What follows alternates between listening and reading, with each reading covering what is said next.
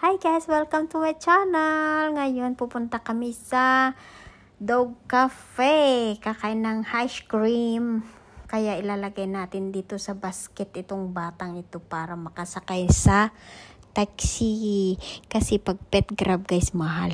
Kaya mag-taxi na lang kami. So ito nga, papunta-punta na kami. Kaya lakad-lakad na. Nakasakay na kami sa loob ng taxi guys. So ayan, nangamoy amoy. Malapit lang naman kami guys, kaso kamahal lang babayaran siguro nito kasi special card tong sinakyan namin. Kasi nga birthday ni Aling Maliit. So asahan mong walang plug pass. Basta ang mami ang nagsabing labas. At sige, nangamoy-amoy yan. Amoy-amoy pa rin. Hanggang makarating siguro doon sa pupunta namin. Ganito ang itsura niya guys. Ito naman ang dalaga ko. Grabe, puti. Mabait guys itong kalaga ko. Grabing bait. Wala kang masabi sa kanya. So ayan, ito namang Aling Maliit. Nagtataka bakit kaya ganito yung sasakyan namin, hindi kagaya ng sasakyan ng grandpa ko. Ganda-ganda, bango-bango. Bakit naman ganito ang amoy neto? Baka iniisip ng ganyan, di ba guys? So ayan nga, papunta muna kami doon. Di ko din alam kung saan niya kami dadalhin ang batang ito. Siyempre, ililibre kami ni Minnie, so libre na yan, kaya sama ka na lang. Huwag ka nang magreklamo.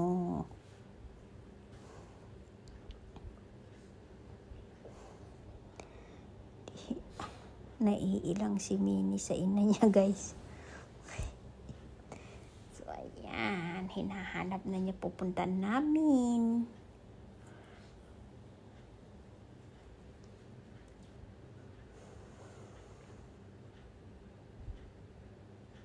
Nakakatawa lang si Minnie guys kasi nawuworried siya. Bakit ganito ang sinakyan?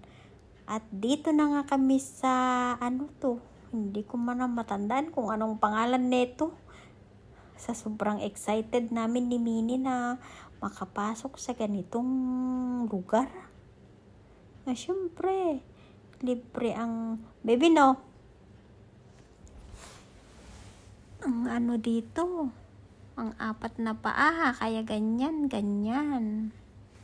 Ang dami ding mabili guys. So, ayan, nag-order ng ang dalaga ko. At nakaupo naman yung prinsesa namin na maliit. So, ayan, nag-order ng pagkain. Ice coffee munang in-order. Diyos ko, alam niya talagang favorite ko.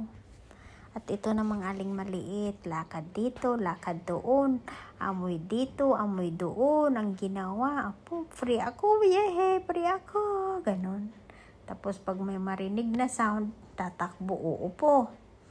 Nilagay ko nga sa taas kasi natatakot siya na ingay.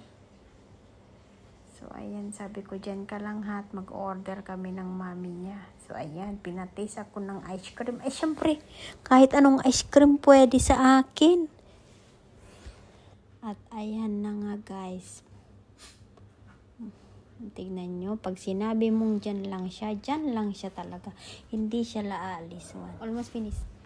Yeah guys, ito pet. Ano to?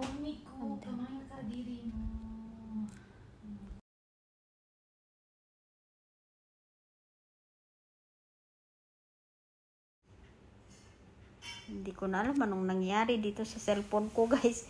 Umiikot-ikot naman. At eto na nga yung iced coffee, french fries with truffle. At nag-order pa yata ng olio-olio. Diyos ko, ang daming in-order. Paano namin mauubos? Dalawa lang kami. Kaya eto, bumilog-bilog na ang tiyan ko sa dami ng pagkain kapag umuwi ang batang ito. Grabe talaga siya guys. Ayan, siguro. Bakit wala naman akong pagkain, mami? Siguro si Minnie. At ayan, yung kape ko talaga. Ayan, truffle. Charap-charap nito, guys. Ayan. Kaya pag uwi, todo. Pagbalik niya sa Australia, todo diet na naman ako. Mahirap naman, diba? At ayan, nilaro-laro yung anak niya. Ayan sila guys, pareha silang mabait. Yan din si Minnie, mabait din. Yung alaga ko, mabait din guys. Kaya, ang hirap iwanan. Grabe. Ayan na, dito na yung pagkain ni Minnie guys, na fried chicken. Hindi naman yung chicken na diba? So ayan, pinakain nga ang anak, kaso mainit, kaya iuwi na lang daw namin. Doon na lang siya sa bahay kakain.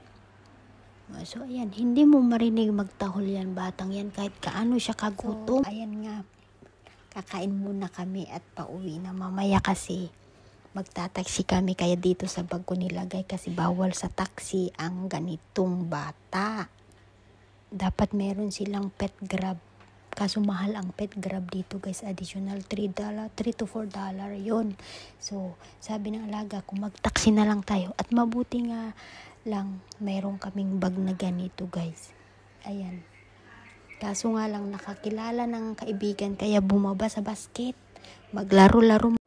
At ito, konting laro-laro lang naman, yung poodle ang kasama, ang kaibigan. At ito nga, umuwi na kami. Fast forward na lang tayo, nandyan sa loob ng basket. Gusto lumabas, kaso talagang bawal kasi taxi driver. Mabuti na itong taxi naman maunawain kasi Katolik yata yun, nakakrus So ayan, lumalabas yung ilong. Yung ilong lang ang lumalabas. Sabi ko, ilabas mo lang yung ilong mo anak ha. Sabi ko, so ayan, nakalabas yung ilong talaga.